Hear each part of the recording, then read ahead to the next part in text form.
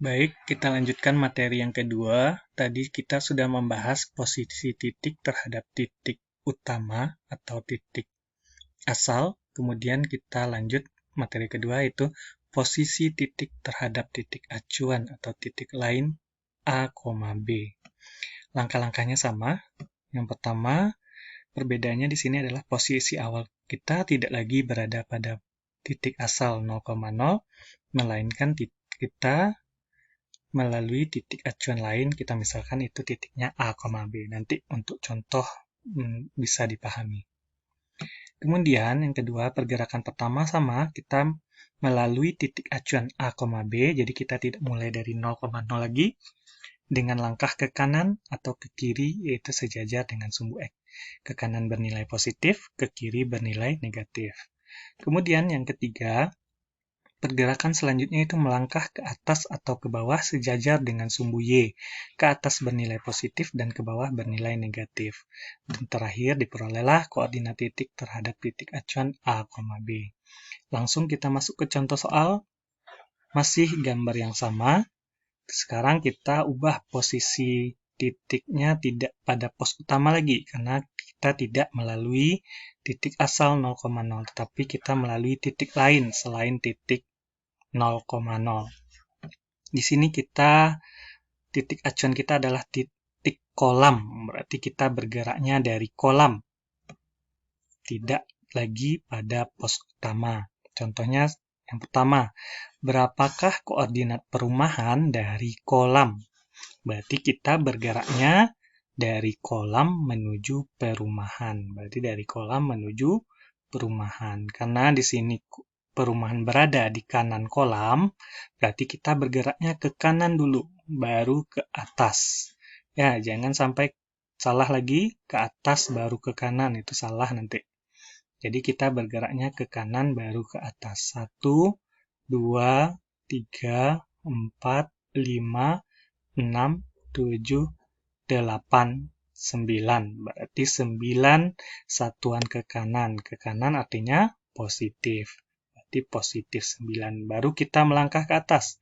1, 2, 3, 4, 5, 6, 7, 8. 8 ke atas atau ke atas 8 satuan. Berarti positif 8 karena ke atas bernilai positif. Sehingga ke kanan 9 satuan dan ke atas 8 satuan. Koordinatnya adalah 9,8.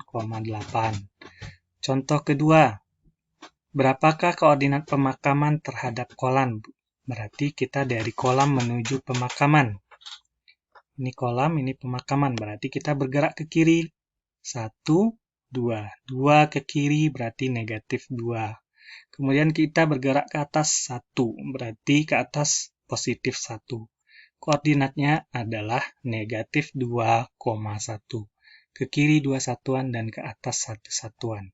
Ke kiri negatif, ke atas positif. Yang ketiga, koordinat teka-teki tersembunyi terhadap kolam. Dari kolam ke teka-teki tersembunyi, berarti kita bergerak ke kiri. 1, 2, 3. 3 satuan ke kiri. 1, 2, 3, 4, 5. 5 satuan ke atas. Sehingga koordinatnya adalah negatif 3,5. Dan yang terakhir, koordinat tenda 1 terhadap kolam. Berarti dari kolam ke tenda 1. Berarti kita bergerak ke kanan. 1, 2, 3, 4, 5. 5 satuan ke kanan. 1, 2, 3. 3 satuan ke atas. Sehingga koordinatnya adalah 5,3. Ke kanan 5, ke atas 3.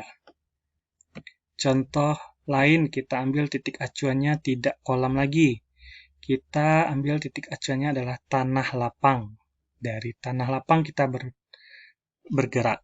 Contoh yang pertama, berapakah koordinat perumahan dari tanah lapang? Berarti dari tanah lapang kita menuju ke perumahan. 1, 2, 3, 4, 5, 6, 7, 8, 9, 10 ke kanan.